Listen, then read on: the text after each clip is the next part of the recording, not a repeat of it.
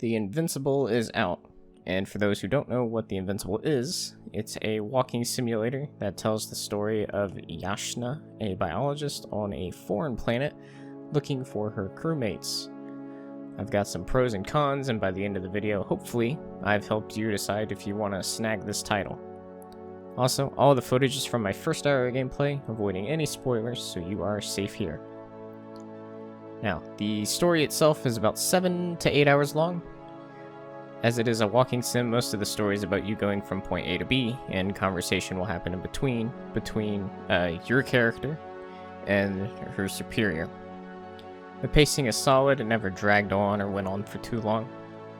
I always felt like I wanted to continue to progress the story as I made it to each point of interest. The story did get significant support from the music, as it feels majestic and alien at the same time. The two main characters have amazing voice work behind them, making them feel alive and real. The visuals are breathtaking.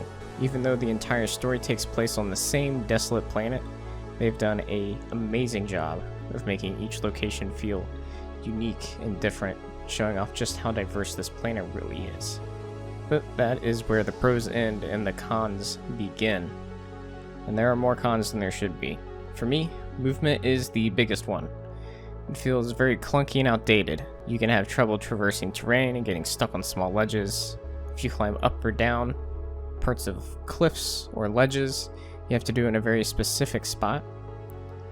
If you sprint, you can only do it in a forward motion, you can't strafe side to side. The movement can take you out of the experience, almost ruining it sometimes. The game doesn't really challenge the player in any way. There aren't any puzzles or other ways besides the story to keep the player engaged. It's not a deal breaker, but it is a minor complaint. Just something to break up the monotony of walking from A to B would be nice. The other outdated feature is a simple one: being able to save your game manually.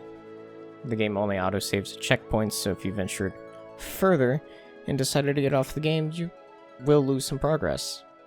This may feel like nitpicking, but it is a standard feature for modern single-player games. For what the Invincible is, it's good. It just needs a little bit of TLC to fix the movement. I think it'd be solid. This is definitely not a game for everyone. If you're interested in the story, sure, pick it up. There are 11 endings, and for the most part, your choices do matter. I'll have a link in the description to the Steam store page, and if you have any recommendations for games I should check out, let me know in the comments below.